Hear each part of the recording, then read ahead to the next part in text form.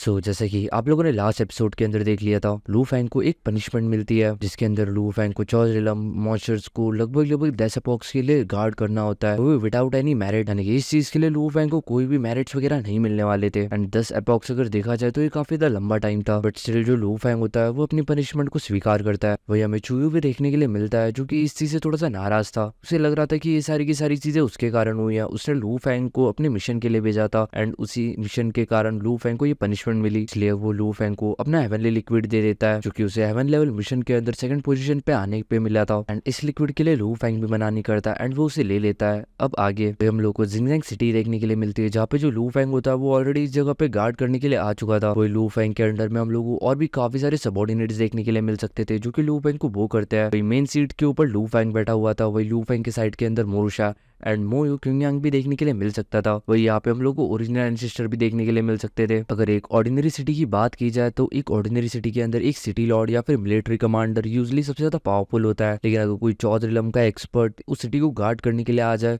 तो वो सबसे ज्यादा पावरफुल बन जाता है एंड सारी सिटी की जितनी भी राइट्स होती है वो उसके हाथ में आ जाती है। क्योंकि अगले 10 एपॉक्स तक लू फैंग यहाँ पे गार्ड करने वाला था एंड वैसे भी लू फैंग चौधरिलम ट्रांजेंट लेवल के अंदर टॉप लेवल का वॉरियर था, इसलिए वो ऑलरेडी इस पूरी सिटी का एक राजा बन चुका था। इसी के साथ जो लू फैंग होता है वो टीचर ओरिजिन की तरफ देखते हुए कहता है, आज से आप इस सिटी के डिप्यूटी चीफ रहोगे एंड आज से जो टीचर ओरिजिन है उनकी जो कमांड होगी उनकी वैल्यू मेरे कमांड जितनी होगी। सभी लोगों को इनकी कमांड्स को फॉलो करना पड़ेगा। जितने भी यहाँ पे सबॉर्डिनेट्स होता है कोई भी ऑब्जेक्शन नहीं दिखाता। यहाँ पे जो नीचे सबॉर्डिनेट्स है इसके अंदर लगभग लगभग हम लोग को 100 ऑफ इटर्नल ट्रू गॉड्स देखने के लिए मिल सकते थे, वही thousands of void true God and अगर ट्रू वर्ड्स की बात की जाए तो वो पता नहीं कितने थे। तो यहाँ पे एक छोटी सी पार्टी रखी जाती है क्योंकि लू फैंग इस सिटी का नया गार्डन बना था। वही जो लू फैंग होता है वो अपनी सारी की सारी रिस्पॉन्सिबिलिटी टीचर ओरिजिन के ऊपर दे देता है। वो कहता है, टीचर ओरिजिन आज से जिजानजुक सिटी के अंदर के जितने भी अफेयर्स होंगे वो सारे के सारे आप मैनेज करोगे। वही जो टीचर ओरिजिन होते हैं वो स्माइल करते हुए कहता है कि मेरे जितने भी वेरियस इल्यूजनरी अवतार्स है वो ऑलरेडी ओरिजिन कॉन्टिनेंट के अंदर अलग अलग आइडेंटिटी के साथ रह रहे हैं। इस सिटी के अंदर एक अवतार छोड़ना ये मेरे लिए कोई ज्यादा बड़ी बात नहीं होगी। वैसे भी इसी तरीके से मेरा कल्टिवेशन हो रहा है, इस तरीके से मैं एक्सपीरियंस गैदर कर रहा हूँ अलग अलग चीजों के बारे में। एंड लू फैंग इन सब चीजों को काफी अच्छी तरीके से जानता था, इसलिए उसने जानबूझ के ये सारी ड्यूटीज टीचर ओरिजिन को दी थी। साथ ही साथ जो लू फैंग था वो ये भी चाहता था कि जो मोई क्विंगयांग है क्योंकि वो अपना ब्रेक थ्रू नहीं कर पा रहा तो वो भी इस सिटी के अफेयर्स के अंदर थोड़ा बहुत इन्वॉल्व हो, जिसके कारण उसको बाहरी दुनिया के बारे में थोड़ा बहुत नॉलेज मिलेगा। जो टीचर ओरिजिन थे वो एक तरीके से मोई क्विंगयांग को एक तरीके की मेंटल ट्रेनिंग दे रहे थे। फिजिकल ट्रेनिंग देने के लिए तो मोरुशा था ही। एंड रही बात अगर लू फैंग की तो लू फैंग बस एक नाम का टीचर था। लू फैंग ने कभी भी मोई क्विंगयांग को ट्रेन नहीं किया एंड ऑफ कोर्स जो लू फैंग था वो इसका टीचर बनना भी नहीं चाहता था। ये ऑफर उसने मोरुशा को भी दिया था लेकिन मोरुशा ने डिक्लाइन कर दिया क्योंकि अगर मोई क्विंगयांग के ऊपर लू फैंग का डिसेबल होने का टैग लगेगा तो इस चीज से उसे ज्यादा इज्जत मिलेगी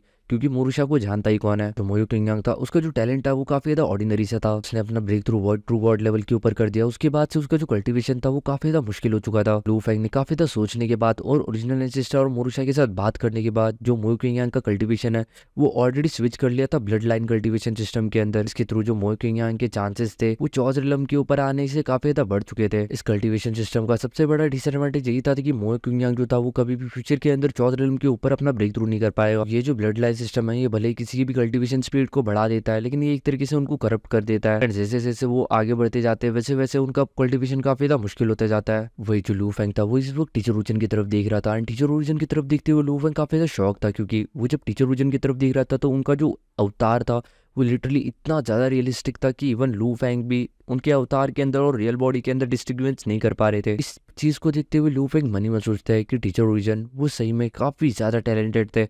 अगर टीचर ओरिजिन को ओरिजिनल यूनिवर्स से सप्रेस नहीं किया होता तो वो कब के ट्रांजेंट लेवल को क्रॉस करते हुए इस ओरिजिन कॉन्टिनेंट के अंदर आ चुके होते। इसी के बाद जो लू फैंग होता है वो एंट्रेंस की तरफ देखता है जो कि इस वक्त काफी सारी फॉर्मेशंस और काफी सारे सिंबल्स एंड काफी सारे अलग अलग चीजों से प्रोटेक्टेड थी। इस एंट्रेंस के अंदर हुनयान ब्लड लाइन की क्रीचर्स रह रहे थे एंड यहाँ पे उनको पाल के रखा गया था एंड इन्हीं क्रीचर्स को गार्ड करना लू फैंग का काम था। क्रीचर्स को देखते हुए जो लू फैंग था वो मनी मत सोचता है, मेरी किस्मत भी कितनी ज्यादा खराब है।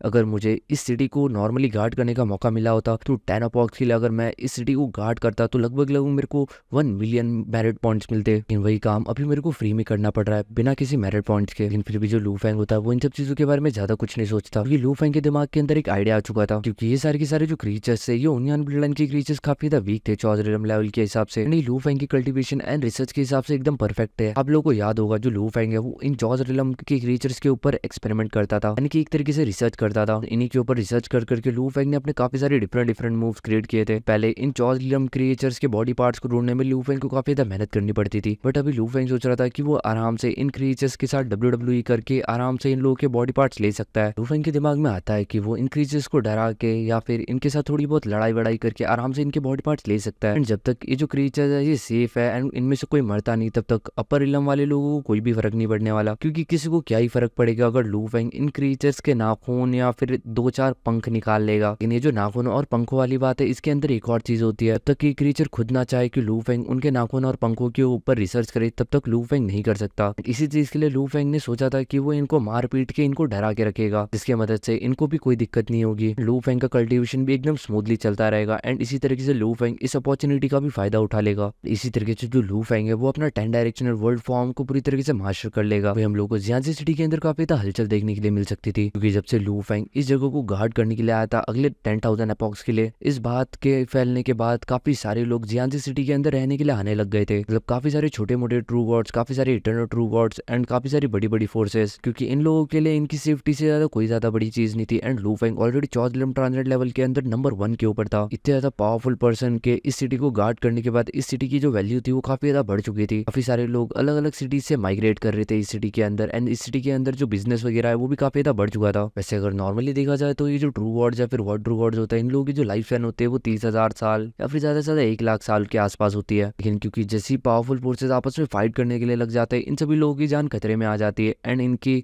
रियल लाइफ एक्सपेक्टेंसी के हिसाब से ये लोग जी नहीं पाते एंड ये लोग पहले ही मर जाते हैं। इसलिए लू फेंग के छत्र छाया के अंदर रहना इन लोगों के लिए एक लग्जरी थी। लू फेंग इन सारी चीजों के बारे में सोच ही रहा था, तभी अचानक से लू फेंग के सामने एक फिगर अपीयर होता है। लू फेंग जैसे इस फिगर की तरफ देखता है, लू फेंग की फटके 1000 हो जाती है। लू फेंग के चेहरे के ऊपर 12 बज चुके थे एंड वो पूरी तरीके से फ्रीज हो चुका था। लू फेंग को लग रहा था कि उसके सामने वाला पर्सन इतना ज्यादा पावरफुल है कि अगर वो अपनी उंगली हिलाए तो जो लू फेंग है वो ऑन द स्पॉट मर जाएगा। जो लू फेंग का ये वाला फॉर्म था, इस फॉर्म के पास भी लगभग 90 बिलियन ब्लैक रिवर्स थी। तो उसके बाद भी जो लू फेंग था वो काफी ज्यादा प्रेशर फील कर रहा था। जो लू फेंग होता है वो तुरंत मुरुशा को कहता है कि तुम पीछे हट जाओ। वही जो मुरुशा होता है वो बिना कोई सवाल पूछे पीछे हट जाता है। जो मुरुशा था वो तो गॉड किंग लेवल के ऊपर ब्रेक थ्रू कर चुका है, लेकिन उसके बाद भी मुरुशा को भी काफी ज्यादा पावरफुल ऑरा और काफी ज्यादा पावरफुल प्रेशर फील हो रहा था अपने ऊपर। मुरुशा भी समझ चुका था कि उसके सामने जो अपोनेंट आया वो खुद भी उसके साथ नहीं लड़ सकता। वही वो जो फिगर होता है वो लू फेंग की तरफ स्माइल करते हुए देखता है एंड कहता है, मेरा नाम जिंगजे है, मैं वाइस पैलेस मास्टर हूँ टू हॉल पैलेस का। जैसे लू फेंग ये चीज सुनता है वो काफी ज्यादा शॉक हो जाता है, क्योंकि उसने सुना था कि टू रिलम पैलेस के अंदर जो सबसे ज्यादा हाईएस्ट पोजीशन है वो पैलेस मास्टर की है एंड अगर उसके बाद कोई हाईएस्ट पोजीशन है तो वो वाइस पैलेस मास्टर की है। एंड लू फेंग बस एक चौजलम ट्रांजिट लेवल का वॉरियर था, उसके बाद भी टू रिलम पैलेस जैसे इतना ज्यादा बड़ी ऑर्गेनाइजेशन के जो वाइस पैलेस मास्टर है वो पर्सनली लू फेंग से मिलने आया है। लू फेंग वाइस पैलेस मास्टर की तरफ देखते हुए कहता है, मैंने कभी भी नहीं सोचा था कि वाइस पैलेस मास्टर मुझसे खुद मिलने के लिए आएंगे। लू फेंग की बात सुनने के बाद वो जो वाइस पैलेस मास्टर होते हैं वो स्माइल करते हैं एंड कहता है, इस चीज से तुम अंदाजा लगा लो कि जो टू रिलम पैलेस है वो तुम्हारी कितना ज्यादा कदर करता है। तुमने खुद सीक्रेट टेक्निक्स बनाई है अपनी एंड उसके थ्रू तुम चौजलम ट्रांजिट लेवल के ऊपर नंबर 1 पोजीशन के ऊपर आए। तुम्हारा टैलेंट ऑलरेडी काफी ज्यादा हाई है, तुम्हारे अंदर काफी ज्यादा पोटेंशियल है। जल्दी तुम गॉड किंग लेवल के ऊपर भी अपना ब्रेक थ्रू कर लोगे एंड जब तुम गॉड किंग रिलम के ऊपर अपना ब्रेक थ्रू करोगे तो इवन तुम गॉड किंग रिलम के ऊपर भी फर्स्ट लेवल के ऊपर पूरी तरीके से इनविंसिबल रहोगे। उस टाइम के ऊपर तुम पूरी तरीके से क्वालिफाई करोगे कि तुम टू रिलम पैलेस को पूरी तरीके से ज्वाइन कर सकते हो, उसके फुल मेंबर बन सकते हो। इस बंदे की बात सुनने के बाद जो लू फेंग होता है वो कहीं ना कहीं कुछ चीजें समझ जाता है। लू फेंग का ऑलरेडी फ्यूचर पोटेंशियल काफी ज्यादा था एंड सभी लोग जानते थे कि जब लू फेंग गॉड किंग रिलम के ऊपर अपना ब्रेक थ्रू करेगा तो वो इवन गॉड किंग रिलम के अंदर फर्स्ट लेवल के ऊपर पूरी तरीके से इनविंसिबल रहेगा एंड शायद से टॉप का वॉरियर रहेगा। एंड इसलिए ये जो टू रिलम पैलेस वाला है ये उससे पहले ही मिलना चाहते हैं एंड उससे पहले ही अपने साइड करना चाहते हैं, क्योंकि काफी सारे जो लोग हैं वो काफी ज्यादा मेहनत से गॉड किंग लेवल के ऊपर पहुंचते हैं। इवन गॉड किंग लेवल के ऊपर पहुंचने के बाद उनका कल्टीवेशन काफी ज्यादा मुश्किल हो जाता है। लू फेंग के केस के अंदर ऐसा कुछ भी नहीं था। लू फेंग जब गॉड किंग लेवल के ऊपर अपना ब्रेक थ्रू करेगा तो वो और भी ज्यादा इनविंसिबल हो जाएगा, इवन उस रिलम के ऊपर भी, क्योंकि Lu Feng tribulation of life form को प्रैक्टिस कर रहा है, इसलिए उसकी लाइफ प्रिजर्विंग एबिलिटीज भी काफी ज्यादा होगी, किसी भी सेकंड लेवल के गॉड किंग रिलम से भी ज्यादा। टू रिलम पैलेस का वाइस मास्टर लू फेंग से कहता है कि हम यहाँ पे तुम्हें पहले ही इनवाइट करने के लिए आए, तुम अभी हमारे टू रिलम पैलेस के आउटर मेंबर बन सकते हो और एक बार जैसे तुम गॉड किंग रिलम के ऊपर ब्रेक थ्रू करते हो तुम हमारे फुल मेंबर बन सकते हो। अरे टू रिलम पैलेस के अंदर तुम्हारी आइडेंटिटी के बारे में किसी को भी नहीं पता होगा, इवन कुछ मेंबर्स के अलावा बाहर भी किसी को भी तुम्हारे आइडेंटिटी के बारे में नहीं पता होगा। हमारे पैलेस ऑफ टू रिलम के अंदर जितने भी लोग हैं उन सभी लोगों को अपना एक कोड नेम दिया जाता है। तुम्हारी जो आइडेंटिटी होगी वो पूरी तरीके से सिक्योर होगी, इसको भी नहीं पता होगा कि तुम टू रिलम पैलेस के अंदर हो। हमने अपना ये जो टू रिलम का फैक्शन है ये इसलिए स्टेबलाइज किया है ताकि हम इस मोनोपोली को तोड़ सके। जो 2 एशियन किंगडम्स है वो सारे के सारे रिसोर्सेज लेके जाते हैं आखिर बाकी के नॉर्मल लोगों को भी रिसोर्सेज की नीड होती है, लेकिन ये फैमिली के जितने भी रॉयल मेंबर्स होते हैं सारे के सारे रिसोर्सेज बस इन्हीं लोगों के पास जाते हैं, इसलिए बाकी के ऑर्डिनरी कल्टिवेटर्स को भी अपना हिस्सा मिले, इसलिए हम लोगों ने इस फैक्शन को एस्टेब्लाइज किया था। जो लू फेंग होता है उसे ये सब चीजें समझ नहीं आती, तो वो जो वाइस मास्टर होता है वो लू फेंग को समझाते हुए कहता है कि तुम अभी बस चॉर्ज लिम ट्रांजिट लेवल के ऊपर हो, एंड अभी तुम्हें गॉड किंग लेवल के वॉरियर से कोई भी खतरा नहीं है, एंड अभी इस वक्त इसलिए यांगफाई एशियन किंगडम के जितने भी गॉड किंग लेवल के वॉरियर्स है वो तुमसे इतना ज्यादा फ्रेंडली बिहेव करते हैं, लेकिन एक बार जैसे ही तुम गॉड किंग लेवल के ऊपर ब्रेक थ्रू कर लोगे वैसे ही उन लोगों के जो रिसोर्सेज है उन लोगों के ऊपर खतरा आ जाएगा, जैसे उनके रिसोर्सेज के ऊपर खतरा आएगा वो डेफिनेटली अपने दांत दिखा देंगे तुम्हें, यानी कि वो अपने असली रंग दिखा देंगे। लू फेंग काफी इसी तरीके से जानता था इन लोगों के बीच का कॉम्पिटिशन, लू फेंग ये भी काफी इसी तरीके से जानता था कि जो यांगफाई एशियन कंट्री है उसके अंदर 13 रॉयल ब्रांचेज है, एंड ये जो 13 रॉयल ब्रांचेज है इन लोगों के आपस में काफी ज्यादा भयानक लेवल की लड़ाई होती है रिसोर्सेज के लिए। वो जो वाइस प्रेसिडेंट होता है वो लू फेंग से कहता है ओरिजिन कॉन्टिनेंट के ऊपर जो सबसे ज्यादा वैल्यूएबल रिसोर्स है वो क्या है, तुम्हें क्या लगता है क्या वो रिसोर्सेज है जो कि यांगफाई एशियन एंसेस्टर या फिर थंडर एशियन एंसेस्टर जो बाहर के बैरियर से लेके आते हैं? अगर तुम ऐसा सोचते हो तो तुम गलत हो, जो सबसे ज्यादा मोस्ट प्रीशियस रिसोर्सेज है वो रिसोर्सेज है जो कि युआन मास्टर के द्वारा छोड़े गए हैं। चीज सुनने के बाद जो लू फेंग होता है वो थोड़ा सा शॉक होता है, क्योंकि लू फेंग को पता था कि युआन मास्टर के रिसोर्सेज कितनी ज्यादा पावरफुल हो सकता है। जो लू फेंग के पास ली युआन टेक्निक है वो भी युआन मास्टर की है, एंड वो टेक्निक इतनी ज्यादा पावरफुल है कि जो लू फेंग है वो चौथ रिलम ट्रांजिट लेवल के ऊपर होने के बाद भी इवन गॉड किंग रिलम के वॉरियर को भी मार सकता है। लू फेंग ऑलरेडी अपने आप को काफी ज्यादा लकी समझता है कि उसने ऐसी किसी टेक्निक को कॉम्प्रेहेंड कर पाया। वो वाइस प्रेसिडेंट कहता है कि युआन मास्टर के द्वारा काफी सारे रिसोर्सेज इस ओरिजिन कॉन्टिनेंट के ऊपर छोड़े गए, बट ज्यादातर जो रिसोर्सेज है वो उन दो एशियन किंगडम ने सीज कर लिया है। अगर हम जो नॉन रॉयल कल्टिवेटर्स है अगर हमने आपस में यूनाइट नहीं किया तो हमें कुछ भी नहीं मिलेगा। मैं जानता हूँ कि तुम डायरेक्ट डिसाइपल हो एम्परर चू के, लेकिन इससे क्या ही फर्क पड़ेगा?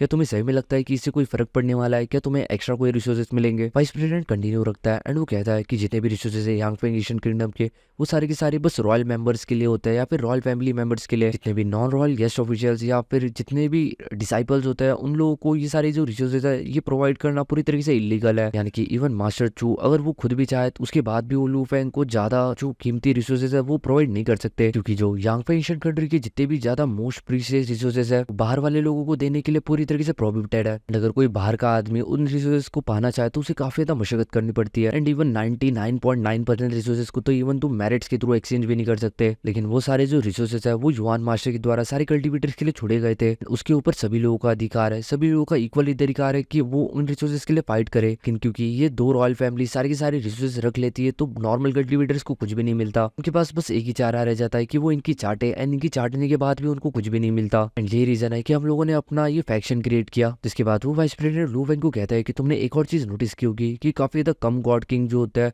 वही यांगफेंग एशियन किंगडम को ज्वाइन करता है, जहाँ तक चौर रिलम के वॉरियर्स या फिर इटर्नल ट्रू गॉड ज्वाइन करते हैं, या फिर जो चौर रिलम के वॉरियर होते हैं जब वो गॉड किंग लेवल के ऊपर अपना ब्रेक थ्रू कर लेते हैं तो वो तुरंत यांगफेंग एशियन कंट्री को छोड़ देता है एंड वो खुद का एशियन कंट्री बना लेता है। जिसके बाद वो लू फेंग को कहता है तुमने एक और चीज नोटिस की होगी कि जितने भी एम्परर्स है यांगफेंग एशियन कंट्री के या फिर वो 9 मोनार्क्स वो सारे के सारे रॉयल फैमिली के मेंबर्स है, उनमें से कोई भी युआन मास्टर का डायरेक्ट डिसाइपल या फिर कल्टिवेटर नहीं है, या फिर ऐसा कोई टैलेंटेड पर्सन नहीं है जो कि अपने मलबूते के ऊपर रॉयल फैमिली को ज्वाइन करते हुए उस लेवल के ऊपर पहुंचा हो कि ये लोग कभी भी अपनी रॉयल फैमिली के ब्लड लाइन के अलावा वहाँ पे और किसी पर्सन को नहीं बैठने देंगे। एंड मैक्सिमम जो नॉर्मल मेंबर्स होता है इन रॉयल फैमिलीज के या फिर जो गेस्ट ऑफिशियल्स होते हैं वो कभी भी अपना ब्रेक थ्रू भी नहीं कर पाते गॉड किंग लेवल के ऊपर, या फिर जो लोग करते हैं वो भी काफी ज्यादा रेयर होता है। ये सब इसलिए कि उन लोगों के पास टैलेंट नहीं है, नहीं ये सब इसलिए क्योंकि उनके पास रिसोर्सेज नहीं है, एंड ये लोग बस उन्हें रिसोर्सेज के लालच में पकड़ के रखते हैं, एंड जब वो अपना ब्रेक थ्रू गलती से कर देते हैं तो उनको पता चल जाता है इन सभी लोगों की असलियत, एंड इसलिए वो अपना अलग फैक्शन बना लेते हैं। काफी ज्यादा कम गॉड किंग लेवल की वॉरियर होते हैं जो कि एक्सटर्नल होते हैं, एंड वो यांगफेंग एशियन कंट्री या फिर थंडर एशियन कंट्री को ज्वाइन करके रखते हैं। अगर तुम्हारे जो मास्टर है वो खुद भी चाहे तुम्हें कुछ प्रीशियस रिसोर्सेज देना उसके बाद भी वो नहीं दे सकते, क्योंकि ये यांगफेंग एशियन कंट्री के खिलाफ है, वो चाह के भी तुम्हारी मदद नहीं कर सकते। तो अगर तुम्हें ग्रो होना है तो तुम्हें खुद की मदद करनी पड़ेगी, एंड अगर तुम्हें कोई मेरी बात झूठ लगती है तो तुम खुद अपने मास्टर से पूछ सकते हो। जब वक्त आएगा तब तुम ये सारी चीजें खुद समझ जाओगे, ये कोई सीक्रेट्स नहीं है, ये कॉमन चीज है। इसके बाद वो लू फेंग को एक टोकन देता है एंड वो कहता है तुम अपना मत बना लो, तब तुम इस टोकन को क्रैश कर देना, एंड जैसे तुम इस टोकन को क्रैश करते हो तुम हमारी जो टूरिलम पैलेस है उसके डायरेक्टली आउटर डिसाइपल बन जाओगे। एंड मैं तुम्हें प्रॉमिस करता हूँ जैसे ही तुम हमारे टूरिलम पैलेस को ज्वाइन करते हो मैं तुरंत तुम्हें युआन मास्टर ट्रेजर्स की एक साइड दूंगा जिसके अंदर जाके तुम वहाँ पे उन ट्रेजर्स के लिए फाइट कर सकते हो। हमारे टूरिलम पैलेस के अंदर हम हमेशा equality, cooperation and fair exchange के ऊपर ही भरोसा रखते हैं। ये जो फर्स्ट अपॉर्चुनिटी है कि एक ट्रेजर साइट के ऊपर तो हम तुम्हें एंटर करने का मौका दे रहे हैं, ये मेरी तरफ से एक गिफ्ट है। एंड गाइस सच्ची बोलो तो ये काफी ज्यादा रेयर गिफ्ट है कि युआन के द्वारा छोड़े हुए रिसोर्सेज के लिए फाइट करने का मौका, ये भी एक बहुत बड़ा चांस है कि आप ली युआन टेक्निक की पावर को तो जानते ही हो। लू फेंग के पास ऐसी कोई दूसरी टेक्निक आ जाती है तो आप सोच सकते हो कि लू फेंग कितना ही ज्यादा पावरफुल हो सकता है। एक ही टेक्निक ने लू फेंग को पूरी तरीके से इनविंसिबल बना के रखा है। इसके बाद लू फेंग कुछ भी नहीं कहता। लू फेंग कहता है मैं इस चीज के बारे में जरूर सोचूंगा। उसके बाद वो जो फिगर होता है वो स्माइल करता है एंड फिर डिसअपियर हो जाता है। उस बंदे के जाने के बाद जो लू फेंग होता है वो कुछ टाइम तक शांत हो जाता है। उसके दिमाग में काफी सारे थॉट्स आ रहे थे एंड सबसे ज्यादा उसको टेम्परिंग वाला थॉट तो वो लगा था कि अगर उसने टूरिलम पैलेस को ज्वाइन किया तो उसे तुरंत मौका मिल जाएगा कि वो मास्टर युआन के ट्रेजर के लिए कम्पीट कर सकता है। मास्टर युआन के ट्रेजर्स की पावर लू फेंग वो काफी अच्छी तरीके से जानता था। काफी सारे लोगों को इन सब चीजों के बारे में पता भी नहीं होता, तो इस चीज के लिए अपॉर्चुनिटी मिलना ये बहुत बड़ी बात होती है। इसलिए जो लू फेंग होता है वो बहुत ज्यादा टाइम पर नहीं हुआ था। लू फेंग अभी भी अपने आप ही के अंदर था। वो जानता था कि ये जो टूरिलम पैलेस है ये भले ही काफी सारी बातें करता है इक्वलिटी एंड बाकी सारी चीजों की, लेकिन इस बातों के ऊपर कितना सच है इसके बारे में कोई भी नहीं जानता। लू फेंग सोचता है इन सब चीजों के बारे में वो सबसे पहले अपने मास्टर से पूछेगा, उसके बाद ही वो कोई और डिसीजन लेगा। वही सीन शिफ्ट होता है एंड हम लोगों को कैपिटल ऑफ चू देखने के लिए मिलता है। वही इंपीरियल पैलेस ऑफ एम्परर चू के अंदर हम लोगों को लू फेंग देखने के लिए मिलता है, जहाँ पे जो लू फेंग होता है वो अपने मास्टर से मिलने के लिए आया था। वही जो लू फेंग होता है वो एम्परर चू से मिलने के बाद उन्हें सारी चीजें बता देता है। लू फेंग की बातें सुनने के बाद इवन जो एम्परर चू थे वो भी काफी ज्यादा शॉक थे कि जो वाइस पैलेस मास्टर है पैलेस ऑफ टूरिलम के वो खुद लू फेंग से मिलने के लिए आए थे। जो लू फेंग था वो अभी भी चौजरिलम ट्रांजिट लेवल के ऊपर ही था, लेकिन उसके बाद भी वो लू फेंग को इन्वाइट करने के लिए आ चुके थे एंड वो भी खुद वाइस मास्टर। एंड साथ ही साथ वो इवन लू फेंग को युआन ट्रेजर साइट के अंदर भेजने के लिए भी तैयार है, जो कि डेफिनेटली काफी ज्यादा जेन्यूरस ऑफर है। एंड जैसे जो लू फेंग के मास्टर होता है वो भी इस ऑफर को काफी ज्यादा जेन्यूरस मान लेते हैं, यानी कि काफी ज्यादा वैल्यूएबल।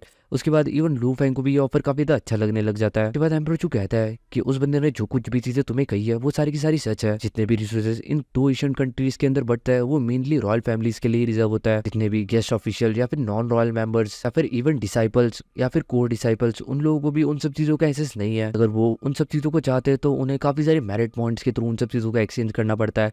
एंड इवन काफी सारे कोर रिसोर्सेज ऐसे होते हैं जो कि इवन मेरिट पॉइंट के थ्रू भी तुम एक्सचेंज नहीं कर सकते। ये चीज सुनने के बाद जो लू फेंग होता है वो समझ जाता है कि जो वाइस पैलेस मास्टर है उन्होंने लू फेंग से झूठ नहीं बोला था। जिसके बाद एम्परर चू लू फेंग से कहता है कि ये सारे के सारे जो रूल्स है वो एंसेस्टर के द्वारा बनाया गया है। सारी चीजें सुनने के बाद जो लू फेंग होता है उसे काफी सारी चीजें क्लियर होती है। जिसके बाद वो एम्परर चू की तरफ देखते हुए थैंक्स कहता है ये सारी चीजें बताने के लिए एंड क्लियर करने के लिए। उसके बाद एम्परर चू लू फेंग से कहता है कि देखो ये सारी चीजें मैं चाह के भी कुछ नहीं कर सकता। इन 13 मोनार्क्स के अंदर से जो एम्परर किंग है वही एक लौते पर्सन है जो कि अपने डिसाइपल्स को प्रीशियस रिसोर्सेज बांट सकता है बिना किसी परमिशन के बिना, क्योंकि वो काफी ज्यादा पावरफुल है। वो इतना ज्यादा पावरफुल है कि वो नेक्स्ट एंसेस्टर बनने की काबिलियत रखता है। इसलिए बस उन्हीं के पास इतनी ज्यादा पावर्स है कि वो नए रूल्स एंड रेगुलेशन बना सकता है। उसके बाद चूजू कहता है कि तुम मेरी डिसाइपल हो एंड साथ ही साथ तुम गेस्ट ऑफिशियल हो यहाँ पे एशियन कंट्री के, अनलेस अगर हमारे एंसेस्टर खुद आके तुम्हें इनवाइट ना करे या फिर कोई काफी ज्यादा पावरफुल या फिर सफिशिएंट प्रॉमिस ना करे, तब तक तुम्हें यहाँ पे एशियन किंगडम को पूरी तरीके से ज्वाइन करने की कोई जरूरत नहीं है। तुम्हें फुल मेंबर बनने की भी कोई नीड नहीं है। लेकिन यांग पे एशियन कंट्री को ज्वाइन करने के बाद तुम्हें काफी सारे बेनिफिट्स मिल सकते हैं, लेकिन साथ ही साथ यांग पे एशियन कंट्री को ज्वाइन करना यानी कि अपनी पावर्स को काफी ज्यादा लिमिट कर देना और ऊपर काफी सारी रिस्ट्रिक्शंस लग जाएंगी। यही रीजन है कि जितने भी गॉड किंग लेवल के वॉरियर्स है वो सारी की सारी अपनी इंडिपेंडेंस चाहते हैं एंड इसलिए वो यांग पे एशियन कंट्री को पूरी तरीके से ज्वाइन नहीं करते। इवन अगर वो गेस्ट ऑफिशियल भी होते हैं तो वो यांग पे एशियन कंट्री को छोड़ देता है। उसके बाद लू फेंग कहता है मास्टर क्या मुझे टूरिलम पैलेस को ज्वाइन करना चाहिए? एम्परर चू 2 सेकंड के लिए सोचते हैं एंड फिर कहता है नहीं, तुम्हें नहीं ज्वाइन करना चाहिए। इसके बाद एम्परर चू कहता है कि जो 2 रॉयल फैमिलीज है वो भले ही काफी पावरफुल है पूरी की पूरी ओरिजिन कॉन्टिनेंट के अंदर, लेकिन मैं तुम्हें बता दूं कि ये जो 2 रॉयल फैमिलीज है इनसे ज्यादा गॉड किंग लेवल के वॉरियर्स इन 2 ओरिजिन फैमिलीज के बाहर है। लेकिन ये जो 2 एशियन किंगडम्स है जो कि सरफेस के ऊपर नजर आते हैं ओरिजिन कॉन्टिनेंट के, ये कुछ भी नहीं है, ये बस दिखता है। लेकिन अभी भी काफी सारे पावरफुल ऐसे फैक्शंस है जो कि बिलोंग करते हैं, लेकिन उनके बारे में कोई भी नहीं जानता। इवन इन 2 एशियन किंगडम से भी ज्यादा पावरफुल फैक्शन एग्जिस्ट करते हैं एंड ये जितने भी नॉन रॉयल गॉड किंग्स होते हैं इन सभी लोगों के पास अपने राइट्स है कि ये रिसोर्सेज के लिए लड़ सकते हैं युआन के, क्योंकि इनके ऊपर कोई भी फैक्शन नहीं होता, कुछ भी नहीं होता। तो जब तक इनके पास अगर किसी जगह की इन्फॉर्मेशन होगी तो वो इक्वली वहां पे जाके लड़ सकते हैं। इसी इन्फॉर्मेशन के लिए जो लोग होता है ये काफी सारे अपने फैक्शंस बनाते हैं, कुछ लोग सीक्रेटली बनाते हैं तो कुछ लोग ओपनली बनाते हैं। इन मेनली ऐसे 3 फैक्शन है जिन्हें तुम्हें ज्यादातर अवॉइड करना चाहिए, जिसके अंदर से palace of Turilam, tower of myriad lords और टेम्पररी लोन बोट, ये 3 फैक्शंस ऐसे हैं जिनसे तुम्हें दूर ही रहना चाहिए। लू फेंग एम्परर चू से कहता है मैं उन्हें ज्वाइन क्यों नहीं कर सकता। इस चीज को सुनने के बाद जो एम्परर चू होता है वो स्माइल करता है एंड हंसते हुए कहता है कि ये सारे के सारे जो फैक्शंस है इन्हें एस्टेबलाइज करने वाला जो पर्सन है वो इस ओरिजिन कॉन्टिनेंट से नहीं है। इन्हें एस्टेबलाइज करने वाला पर्सन इस केज के बाहर का है, यानी कि ओरिजिन कॉन्टिनेंट के बाहर का। इस चीज को सुनने के बाद जो लू फेंग होता है वो काफी ज्यादा शॉक हो जाता है। वही लू फेंग के फेशियल एक्सप्रेशन देखने के बाद जो एम्परर चू होता है वो हंसते हुए कहता है तुम्हें ज्यादा चिंता करने की कोई जरूरत नहीं है। जितने भी आउटसाइडर्स है उन्हें सुप्रीम लॉज के थ्रू पूरी तरीके से सब सप्रेस किया गया है, यानी कि भले आउटसाइडर्स काफी ज्यादा पावरफुल हो ओरिजिन कॉन्टिनेंट के लोगों की कंपैरिजन के अंदर, लेकिन उसके बाद भी वो ओरिजिन कॉन्टिनेंट के अंदर कुछ भी नहीं कर सकते क्योंकि उन्हें सुप्रीम लॉज के द्वारा बांधा गया है। लेकिन इसका मतलब ये नहीं कि वो कुछ भी नहीं कर सकते, उनकी पावर काफी ज्यादा लिमिटेड है, इसलिए उन लोगों ने इस तरीके के सीक्रेट फैक्शन बनाया ताकि वो अपनी पावर्स को बढ़ा सके। एंड साथ ही साथ एम्ब्रोचू कहता है कि वो सारे के सारे जो बाहर के क्रिएचर्स है कभी भी ओरिजिन कॉन्टिनेंट के अंदर 14 रिलम से ऊपर की पावर नहीं शो कर सकते। उनके भले ही जो टेक्निक्स या फिर मेथड्स है वो काफी ज्यादा मिस्टीरियस हो सकते हैं एंड काफी ज्यादा डिफरेंट हो सकता है। काफी सारे गॉड किंग लेवल के फर्स्ट स्टेज के लोग भी इन सारे मेथड्स को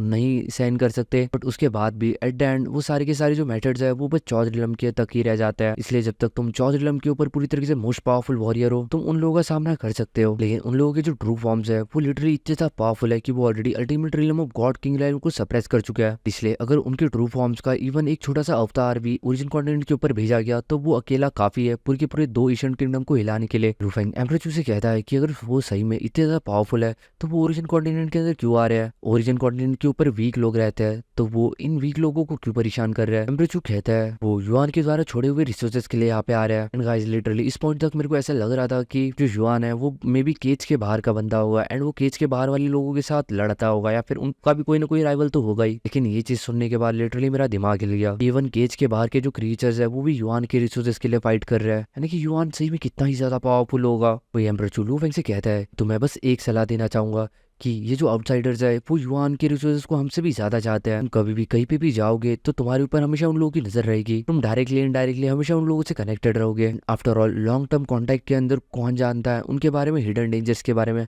आखिरकार हम लोग उन लोगों के बारे में जानते कितना है। तुम एक ऐसे फैक्शन के ऊपर कैसे भरोसा कर सकते हो जो कि एलियंस के द्वारा स्टेबलाइज की गई हो, भले ही वो कितनी ही ज्यादा प्रॉमिस क्यों ना कर ले, लेकिन हम उनके बारे में कुछ भी नहीं जानते। ये लोग सही में हमारी सोच से भी ज्यादा पावरफुल है, तो इनको ज्वाइन करने में जितना ज्यादा फायदा है उतने ज्यादा खतरा भी है। तुम चाहो तो इन 3 फैक्शंस को छोड़ के किसी भी फैक्शन को ज्वाइन कर सकते हो, मैं तुम्हें मना नहीं करूंगा। लू फेंग हाँ के अंदर अपनी मुंडी लाते हुए कहता है एंड कहता है मैं समझ गया मास्टर जी। लू फेंग को पता चला था कि जो 3 फैक्शंस है ये आउटसाइडर के द्वारा यानी कि एलियंस के द्वारा स्टेबलाइज किए गए। लू फेंग ने तुरंत इन सारे फैक्शंस को अपने मन से बाहर निकाल के फेंक दिया था। भले काफी सारे ऐसी पावर्स है जो कि ऑलरेडी अपने थ्रेशोल्ड तक पहुंच चुकी है एंड उनका आगे बढ़ना या फिर आगे कल्टीवेट करना काफी ज्यादा मुश्किल हो चुका है। मे बी उन लोगों के लिए लास्ट ऑप्शन हो सकता है कि वो इन सारे फैक्शंस को ज्वाइन करे, लेकिन जो लू फेंग है वो अभी भी काफी ज्यादा यंग था एंड काफी ज्यादा टैलेंटेड था एंड लू फेंग के पास अभी भी काफी ज्यादा लंबी जिंदगी बची हुई थी। वो अपनी जिंदगी के साथ इस तरीके की गैम्बलिंग बिल्कुल भी नहीं करना चाहता था। जब लू फेंग जा ही रहा होता है एम्परेचू लू फेंग से वापस से कहता है युआन ने काफी सारी सेवरल ट्रेजर साइट्स को छोड़ रखा है, लेकिन ये सारी जो ट्रेजर साइट्स है इनके ऊपर बस गॉड किंग लेवल के वॉरियर जा सकता है, लेकिन इन साइट्स के ऊपर किसी 14 रिलम वॉरियर को भेजने का दम ये काम बस ये 3 हिडन फैक्शन कर सकती है जो कि तुम्हें डायरेक्टली एसेस दे सकती है इन साइट्स को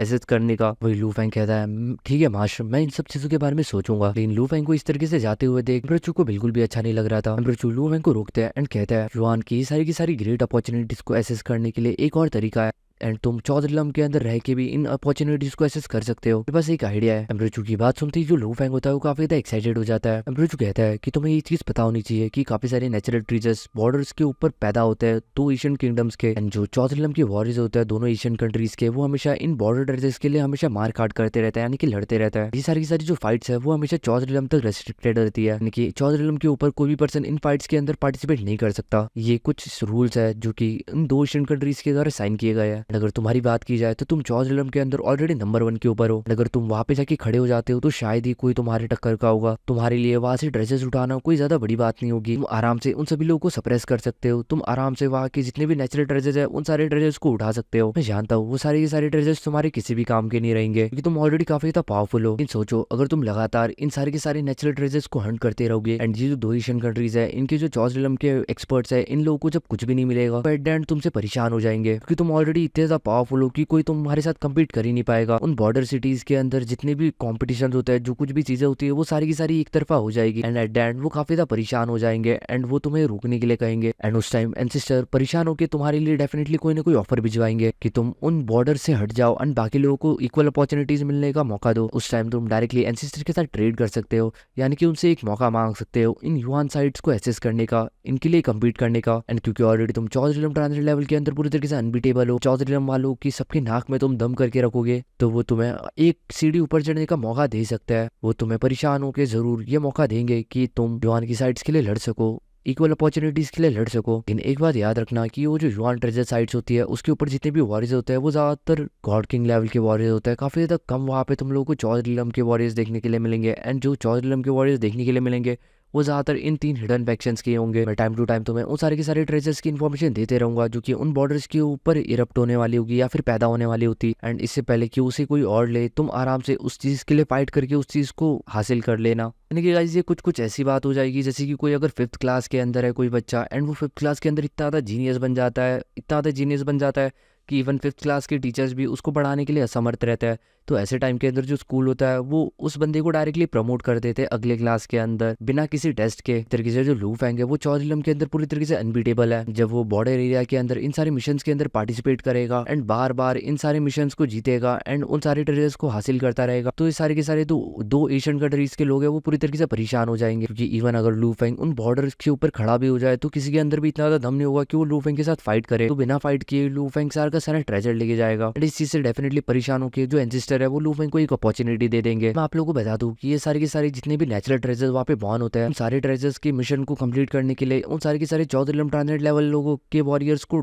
थाउजेंड्स ऑफ मेरिट्स मिलते हैं। इन मेरिट से इन 2 एशियन कंट्रीज का पूरा सिस्टम चलता है। एंड जब लू फैंग इनके tens of thousands of merits को अकेला ही खा जाएगा तो इन लोगों की जो अपॉर्चुनिटीज है वो काफी ज्यादा कम पड़ जाएगी। इनके पास कोई काम बचेगा ही नहीं अपने चौदह के वॉरियर्स को देने के लिए, एंड ये लोग परेशान हो जाएंगे। इस तरीके से जो लू फैंग है वो पूरी की पूरी सिस्टम को हिला के रख देगा। चीज सुनने के बाद जो लू फैंग होता है वो मास्टर चू को थैंक यू कहता है। एंड लू फैंग की आंखों के अंदर भी एक चमक देखने के लिए मिल सकती थी। आखिरकार उसे एक ऐसा मेथड मिल सकता था जिसके थ्रू वो इन 2 एशियन कंट्रीज को पूरी तरीके से फोर्स कर सकता है कि वो लू फैंग को इक्वल अपॉर्चुनिटीज दे। आफ्टर ऑल पूरे के पूरे चौदह के अंदर इकलौता लू फैंग ही था जो कि उन बॉर्डर सिटीज को या फिर उन बॉर्डर एरिया जहाँ पे नेचुरल ट्रेजर रुकते हैं उस एरिया को अपना पर्सनल प्लेग्राउंड बना ले, यानी कि एक खिलौना की तरह इस्तेमाल करे। उसके बाद लू फैंग यहाँ से चला जाता है। वही जो एम्पर चूत है वो लू फैंग की तरफ देखते रहते हैं। इस बार जो एम्पर चूत है उन्हें काफी ज्यादा बुरा लग रहा था। वो चाह के भी लू फैंग की कोई भी मदद नहीं कर पा रहे थे, बस अपना दिमाग लगा के लू फैंग को एक अपॉर्चुनिटी दे दी थी। बट पर्सनली वो लू फैंग की कोई भी मदद नहीं कर पाए, ना कि वो लू फैंग को कोई वैल्यूएबल रिसोर्स प्रोवाइड कर पाए जो कि युआन के द्वारा छोड़ा गया हो। अगर वो खुद भी चाहे तो वो चीज नहीं कर सकते क्योंकि उनके पास खुद भी अथॉरिटी नहीं थी। लेकिन उन्होंने अपने विजडम की मदद से लू फैंग की मदद की, नहीं कि अपने दिमाग की मदद से। लू फैंग हम लोग को आसमान के अंदर देखने के लिए मिलता है।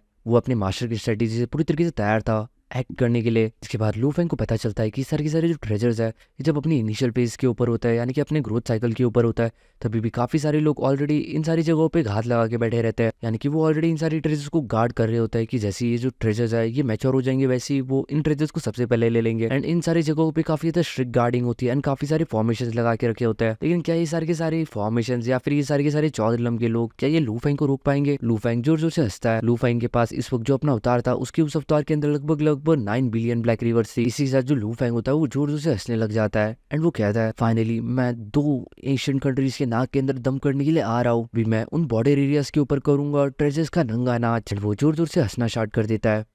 सीन शिफ्ट होता है एंड हम लोग को बताया जाता है कि जो थंडर एशियन किंगडम है के बॉर्डर्स के ऊपर एक एशियन ट्री है जो फ्रॉस्ट फ्रूट ट्री कहा जाता है। एंड इसके ऊपर जो फ्रूट्स आते हैं वो लगभग 196 के एपॉक्स के अंदर से एक आता है। इसका जो ये जो फ्रूट होता है ये एक सप्लीमेंट्री रिसोर्स है जो कि कल्टीवेशन ऑफ हुनियन ब्लड लाइन के अंदर काम आता है। ये जो पोस्ट फ्रूट ट्री है ये लगभग पूरी तरीके से अपनी मैच्योरिटी फेज के अंदर आने वाला है। एंड जितने भी वॉरियर्स है इन 2 एशियन कंट्रीज के वो पूरी तरीके से तैयार है इस चीज के लिए लड़ने के लिए, इस चीज को चुराने के लिए। इसके अंदर काफी सारे पीक लेवल के चौदह के वॉरियर्स भी रिस्पॉन्सिबल होंगे इस जगह को गार्ड करने के लिए। जब लू फैंग को इनिशियल लेवल का गॉड किंग लेवल का वॉरियर ही नहीं रोक सकता तो क्या ये पीक लेवल के चौदह के वॉरियर रोक पाएंगे? सीन छुटता है। हम लोग को एक जगह देखने के लिए मिलती है जहाँ पे काफी सारी फॉर्मेशन लगी होती है एंड वहाँ पे हम लोग को एक बुड्ढा देखने के लिए मिल सकता था। वो कहता है कि इस जगह को मैं काफी ज्यादा पहले से गार्ड कर रहा हूँ मेरी स्ट्रेंथ के साथ एंड साथ ही साथ इस जगह पे लगी हुई फॉर्मेशंस के साथ जो कि एक गॉड किंग मास्टर के द्वारा स्टेबलाइज की गई है। शायद ही कोई चौदह ट्रांसलेट लेवल का वॉरियर मेरे ऊपर अटैक कर पाएगा। कोई पीक लेवल का भी चौदह ट्रांसलेट लेवल का वॉरियर अगर पूरी तरीके से इंटरेस्टेड ना हो, यानी कि अपनी जान की बाजी ना लगाए, तो वो मुझे पूरी तरीके से टक्कर नहीं दे सकता। मुझे नहीं लगता कि एक फ्रूट के लिए कोई भी अपनी जान की बाजी लगा देगा। और एक बार ये जो ट्री है लगभग 8 फ्रूट्स को कल्टीवेट करता है, यानी कि पैदा करता है। एक फ्रूट की जो कीमत है वो लगभग 8000 मेरिट पॉइंट्स है। यानी कि इन 8 फ्रूट्स को अगर आप सेल कर दो तो आपको लगभग 64,000 मेरिट पॉइंट्स मिलेंगे। ये जो बुढ़ा होता है काफी ज्यादा खुश होता है क्योंकि जल्दी ये जो फ्रूट ट्री है ये जल्दी अपना फ्रूट कल्टीवेट करने वाला था, यानी कि जो फ्रूट है ये मैच्योर होने वाले थे अगले दिन। ये बंदा काफी इसी तरीके से इस चीज के ऊपर नजर रखता है। धीरे धीरे करके टाइम बीतता है। ट्री के ऊपर काफी सारी व्हाइट लाइट हम लोगों को देखने के लिए मिल सकती थी जो कि धीरे धीरे उन फ्रूट्स के द्वारा ऑब्जर्व की जा रही थी। एंड ये जो फ्रूट्स है ये लगभग मैच्योर होने वाले थे, लेकिन तभी हम लोग को देखने के लिए मिलता है आसपास का जो वातावरण होता है वो पूरी तरीके से बदल जाता है। हम लोग को एक ब्लैक रिवर वर्ल्ड देखने के लिए मिल सकती थी एंड पूरी तरीके से चारों तरफ अंधेरा सा छा गया था। इसका बस एक ही मतलब है कि यहाँ पे लू फैंग की एंट्री हो चुकी है। सो पार्ट 1 एंड होता है यही पे। होप करता हूँ कि आपको पसंद आया होगा। मिलते हैं पार्ट 2 के अंदर। सो जैसे कि हम लोगों ने देख लिया था लू फैंग बॉर्डर एरिया के अंदर आ चुका था ऑलरेडी। वही वहाँ पे जो फ्रोस्ट फ्री ट्री था उसे एक बुढ़ा गार्ड कर रहा होता है, लेकिन वही चारों तरफ जो लू फैंग था वो ऑलरेडी अपने डोमेन को एक्सपेंड कर चुका था। अब आगे वही पूरी तरीके से आसपास का नजारा हम लोगों को काला देखने के लिए मिल सकता था। लू फैंग के ब्लैक रिवर वर्ल्ड ने चारों तरफ पूरी की पूरी एरिया को कवर कर लिया था। ये चीज देखी वो जो ग्रे रॉक वाला एल्डर होता है वो समझ जाता है एंड वो तुरंत जितने भी फ्रेश फ्रूट्स होता है वो सारे तोड़ना शुरू कर देता है। तभी एक बहुत ज्यादा जोर की आवाज आती है एंड यहाँ पे जितनी भी फॉर्मेशन होती है वो सारी की सारी एक ही झटके अंदर टूट जाती है एंड बाकी के जितने भी फ्रूट्स होते हैं वो सारे के सारे इस हवा के अंदर लिपट के गायब हो जाता है। वही वो जो एल्डर होता है उनके हाथ के अंदर जितने भी फ्रूट्स होता है वो उनको लेके यहाँ से भागना चाहते थे, वो एस्केप करना चाहते थे, लेकिन वो यहाँ से भाग नहीं पा रहे थे क्योंकि वो लू फैंग के डोमेन को एस्केप नहीं कर पा रहे थे। समझ चुके थे कि ये जो पूरा का पूरा वर्ल्ड है वो सील हो चुका है एंड ये डोमेन है ये ब्लैक रिवर डोमेन है एंड ये ब्लैक रिवर डोमेन है यानी कि यहाँ पे ग्रेट सेंट ब्लू है एंड ऑलरेडी ये जो बुढ़ा था इसका दिल काफी तेजी से धड़कने लग गया था क्योंकि लू फैंग ऑलरेडी 14 ट्रांजेंट के अंदर सबसे ज्यादा पावरफुल वॉरियर था। जो ब्लैक रिवर का वाटर होता है उसके थ्रू एक फिगर ट्रांसफॉर्म होता है जो कि लू फैंग का इमेज था। लू फैंग को देखते ही वो जो एल्डर होता है वो लू फैंग के सामने तुरंत अपने हाथ जोड़ के खड़े हो जाता है एंड लू फैंग को ग्रीट करता है। लू फैंग उन एल्डर की तरफ देखते हुए कहता है वो सारे के सारे फ्रूट्स मुझे दे दो। वही लू फैंग की बात सुनते ही वो जो एल्डर होते हैं वो सारे के सारे फ्रूट